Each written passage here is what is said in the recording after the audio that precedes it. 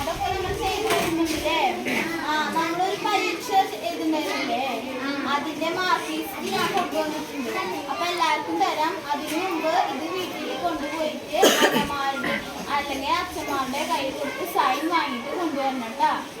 അപ്പൊ ഞാനിത് തരാം.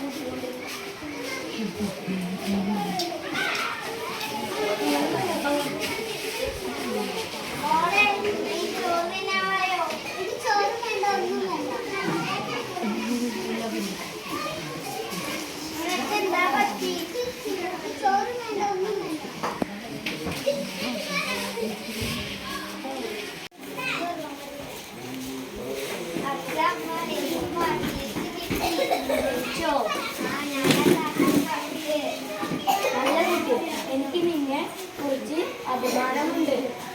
ഞാൻ നിനക്ക് ഒരു സമ്മാനം തരാം.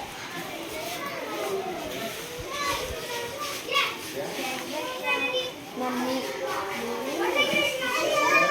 അമ്മ പാൽപ്പായസം ഉണ്ടാക്കിയിട്ടുണ്ട്. ഭക്ഷണം കഴിക്കാം. നിങ്ങൾ ഇതിൽ നിന്ന് എന്താണ് മനസ്സിലാക്കിയിരിക്കുന്നത്? ഇനി തലമുറയിൽ വായനയ്ക്ക് ഒരു പ്രാധാന്യവുമില്ല. നമ്മൾ അത് കൊച്ചു കൊച്ചു മക്കളിൽ അത് വളർത്തിയെടുക്കണം. നന്ദി.